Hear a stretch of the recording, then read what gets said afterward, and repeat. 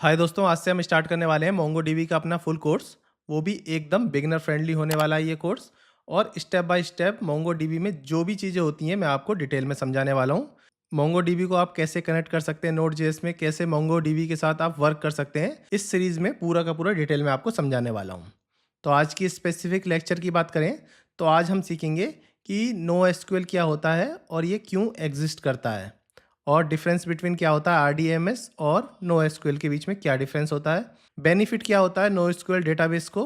फिर हम सीखेंगे टाइप ऑफ नो एसक्यूएल कि इस सब में क्या कितने कितने टाइप हो सकते हैं नो एसक्यूएल के। तो सबसे पहले स्टार्ट करते हैं व्हाट इज नो एसक्यूएल और व्हाई इज इट एग्जिस्ट। जैसे आप सभी को पता है एसक्यूएल क्या होता है, स्ट्रक्चर क्वेरी लैंग्वेज। एक ऐसी लैंग्वेज जो स्ट्रक्चर्ड हो और क्वेरी के बेस पे वो चलती हो। नो एसक्यूएल की फुल फॉर्म क्या होती है? नो एसक्यूएल की फुल फॉर्म होती है नॉट ओनली एसक्यूएल।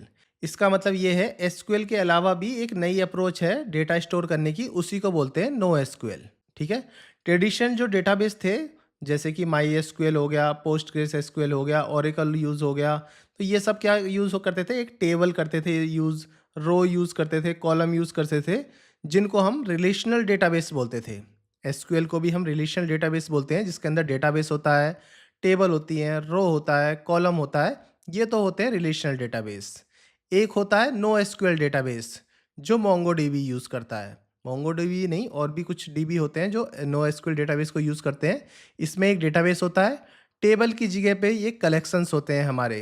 ये टेबल नहीं होती, नॉर्मल एक कलेक्शन होते हैं। रो की जगह हम जेसन या फिर बेसन डॉक्यूमेंट का यूज़ करते हैं। जैसे आपने जेसन में पढ़ा होगा की वैल्यू का पेयर होता है हॉरिजेंटल, इसी तरीके से हम यूज़ करते हैं। रो में क्या होता है, एक वर्टिकल कॉलम्स होते हैं, ये सब चीज़ें होती हैं। इसमें फील्ड होता है नॉर्मल। तो थोड़ा सा डिफरेंट होता है ये रिलेशन डेटाबेस से नो एसक्यूएल जो मोंगोडीबी यूज़ करता है। अब बात करें थोड़ा सा रियल लाइफ एग्जांपल में। फॉर एग्जांपल मान लो कभी कभी आप वेब एप्लीकेशन बनाते हो और मोबाइल एप्लीकेशन बनाते हो, तो ये सब चीज़ें ना आजकल बहुत ज़्यादा ग्रो हो रही हैं। जैसे फेसबुक हो गया, इंस्टाग्राम हो गया, यूट्यूब हो गया। अब अगर इनमें भी हम रिलेशनल डेटाबेस यूज़ करें तो स्ट्रक्चर थोड़ा स्लो हो जाता है, इसलिए नो एसक्यूएल आया है। नो एसक्यूएल ही ज़्यादातर मोस्टली केसेस में यूज़ होता है, फेसबुक में भी, इंस्टाग्राम में भी। क्योंकि एसक्यूएल की कुछ प्रॉब्लम्स होती थी, जैसे कि एक फिक्स स्कीमा होता था इसका एसक्यूएल का। तो आपको पहले ही कॉलम डिफाइन करने पड़ते थे कितने कॉलम आप लेना चाहते हैं, और स्केलिंग डिफ़िकल्टी होती थी। ज़्यादा लोड होने पर हॉरिजॉन्टल स्केलिंग टफ हो जाती थी। कॉम्प्लेक्स रिलेशनशिप होता था, मल्टीपल जॉइंस करने पड़ते थे एक को दूसरे से जॉइन करने के लिए, एक टेबल को दूसरे टेबल से जॉइन करने के लिए। तो ये सब इशू आते थे, जो सारे इशू नो एसक्यूएल में नहीं आते हैं। तो थोड़ा सा मैं डिफरेंस और बता देता हूँ। एसक्यूएल में टेबल यूज़ करते हैं, इसमें कलेक्शन यूज़ करते हैं। ये आपको पता चलेगा, कलेक्शन भी in the form of documents, की वैल्यू पेयर या फिर ग्राफ में, इस तरह से समझ लो। इसकी स्कीमा फिक्स होती थी, इसकी स्कीमा डायनेमिक होती है और फ्लेक्सिबल होती है। और क्वेरी लैंग्वेज की बात करें तो इसमें तो एसक्यूएल होती है यूज डायरेक्टली रिलेशन डेटाबेस में, और इसमें डिपेंड करता है डेटाबेस के ऊपर कि वो किस तरीके की स्कीमा यूज करना चाहता है। ठीक है। एग्जाम्पल की बात करें तो इसमें my SQL, Oracle, Postgres SQL, और इसमें देखो मोंगोडीबी और कैसेंड्रा, रेडिस, ये सब चीज़ें इसमें यूज होती है जो नो एसक्यूएल के पार्ट होती हैं। अब आ जाते हैं बेनिफिट का कि नो एसक्यूएल डेटाबेस के क्या बेनिफिट होते हैं।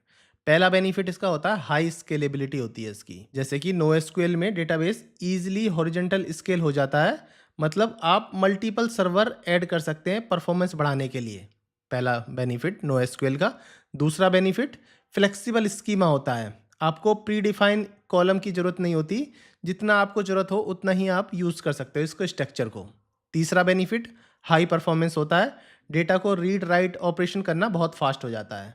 चौथा बेनिफिट बिग डेटा या फिर रियल टाइम एप्लीकेशन के लिए बेस्ट होता है, जैसे सोशल मीडिया और ये सब चीज़ बनानी हो तो इसके लिए ये काफ़ी यूज़ होता है।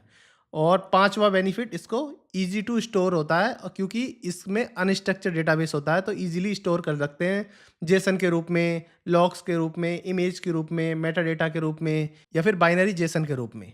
तो किसी तरह से भी इसको हम स्टोर कर सकते हैं, इसलिए नो एसक्यूएल काफ़ी यूज़ होता है। अब टाइप ऑफ नो एसक्यूएल की बात करें तो ये की वैल्यू पेयर होता है, जैसे कि मैंने आपको पहले ही बता चुका हूँ। डॉक्यूमेंट डेटाबेस होता है, डॉक्यूमेंट बेसिस पे होता है, जैसे कि मोंगोडीबी होता है, मोस्टली जेसन फॉर्मेट में यूज़ होता है। होता तो बेसन फॉर्मेट में है, पर जेसन के फॉर्मेट में होता है, बट वो बाइनरी के फॉर्म में होता है। बाइनरी के फॉर्म में इसलिए होता है क्यों, जो जेसन डेटा बाइनरी के फॉर्म में रखेंगे तो वो ज़्यादा फास्ट हो जाता है। और ये कॉलम ओरिएंटेड है। कॉलम ओरिएंटेड डेटाबेस मतलब कॉलम के बेसिस पे ये चलता है, जैसे कि फॉर एग्जांपल कैसेंड्रा डेटाबेस आपने सुना होगा, उसमें भी कॉलम बेसिस पे ही होता है। और ग्राफ डेटाबेस होता है इसका, इस तरीके से नहीं, टेबल और रो नहीं, ग्राफ के बेस पे, जैसे कि एक नोड बन गई, नोड के बीच में उसके चाइल्ड बन गए, उस चाइल्ड के पर चाइल्ड बन गए, उसके रूप में भी इसको NoSQL को यूज़ कर सकते हैं। इसका एक एग्जाम्पल होता है Neo4j। Neo4j एक डेटाबेस होता है, वो ग्राफ के रूप में ही डेटाबेस को यूज़ कर सकता है NoSQL को।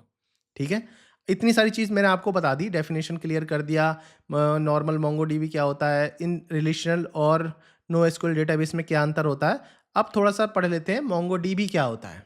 देखो, MongoDB एक डॉक्यूमेंट ओरिएंटेड NoSQL डेटाबेस है। अगर कोई आपसे पूछता है डेफिनेशन, तो MongoDB is a document oriented NoSQL database.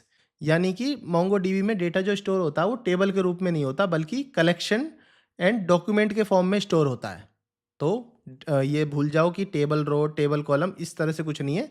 जो भी होगा कलेक्शन या डॉक्यूमेंट के फॉर्म में ही स्टोर होगा। MongoDB एक ओपन सोर्स है, फ्री है, हाईली स्केलेबल है। चौथी चीज़, ये जेसन लाइक डेटा स्ट्रक्चर रखता है, कि जेसन लाइक डॉक्यूमेंट रखता है, बट ये रखता है बेसन के फॉर्म में। तो जेसन की तरह ही होता है, पर बेसन की फॉर्म में रखता है, मतलब बाइनरी के फॉर्म में रखता है। एग्जाम्पल की बात करें तो वही करली ब्रैकेट के अंदर की वैल्यू पेयर होती है, नेम, मोहित, टॉपिक, ये सब्सक्राइबर, इतना की वैल्यू के फॉर्म में इस तरह से ही ये डेटा लिखा जाता है प्रॉपरली। अब मैं थोड़ा सा आपको जेसन और बेसन में डिफरेंस बता देता हूँ। जेसन की full form JavaScript object notation, बेसन की फुल फॉर्म बाइनरी जेसन। तो बाइनरी जावास्क्रिप्ट ऑब्जेक्ट नोटेशन, इसकी फुल फॉर्म ये होगी। जेसन क्या है? ह्यूमन रीडेबल फॉर्मेट होता है, ईजिली आप इसको रीड कर सकते हैं, की वैल्यू पेयर में होता है। बेसन क्या होता है? ये मोंगो का इंटरनली बेसन यूज़ करता है मोंगो। इसमें क्या होता है? ये बाइनरी के फॉर्म में डेटा होता है, जो फास्ट रीड और राइट कर सकें, जो आपकी एप्लीकेशन को ज़्यादा ही ऑप्टिमाइज बना सके।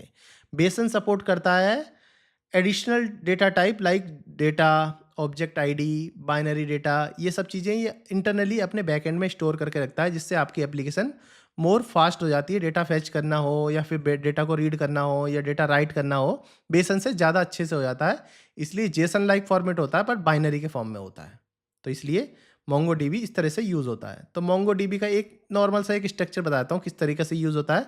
पहले होता है एक डेटाबेस, डेटाबेस के बाद बनती है हमारी कलेक्शन, कलेक्शन के बाद बनता है डॉक्यूमेंट, डॉक्यूमेंट के बाद उसकी फील्ड्स बनती हैं। जो भी फील्ड, जैसे टेबल में बात करें तो रो और कॉलम जो है उसी को ही हम फील्ड बोल रहे हैं।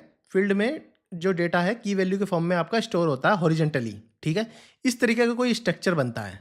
अब MongoDB के कुछ फीचर्स बता देता हूँ, जो आपको MongoDB में अच्छी तरह समझ आ जाए कि क्या क्या चीज़ होती है। पहला फीचर होता है रेप्लिकेशन, जो मैंने देखो यहाँ लिख भी रखा है।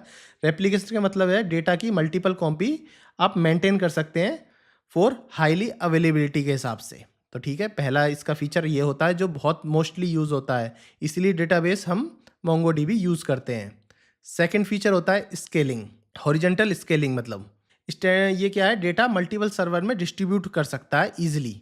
तीसरा फीचर होता है इसका मेमोरी मैनेजमेंट, जो MongoDB है वो इफ़ेक्टिवली रैम को यूज़ करता है कैशे के लिए, कैशे फ्रिक्वेंसली के लिए, या फिर फ्लेक्सिबल होता है ये ऑटोमेशन फेलोवर होता है। मतलब कोर सर्वर का मतलब है कि ये फ्लेक्सिबल होता है, अगर एक सर्वर चला गया तो ये दूसरे सर्वर पे इजीली मूव हो जाता है और आपको पता नहीं लगने देता।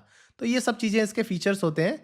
तो अभी के लिए मुझे थोड़ी आपको थ्योरी समझानी थी कि MongoDB रियल में होता क्या है, हम MongoDB ही क्यों यूज़ करें, अदर DB क्यों ना यूज़ करें, जो नॉर्मल भी हैं, ओरेकल है, MySQL है, PostgreSQL है, इनको क्यों ना यूज़ करें। रिलेशन डेटाबेस और NoSQL डेटाबेस में थोड़ी सा मेरे को डिफरेंस आपको बताना था, और MongoDB होता क्या है ये भी आपको थोड़ा सा थ्योरेटिकल बताना था। तो आज के लिए तो अभी इतना ही। नेक्स्ट लेक्चर में हम सीखेंगे MongoDB को आप कैसे इंस्टॉल कर सकते हैं, और MongoDB की कुछ कमांड्स भी सीखने वाले हैं, किस तरह से आप कमांड को यूज़ कर सकते हैं MongoDB के अंदर। अगर आप मेरे चैनल पर न्यू आए हैं तो मेरे चैनल को सब्सक्राइब जरूर कर लें।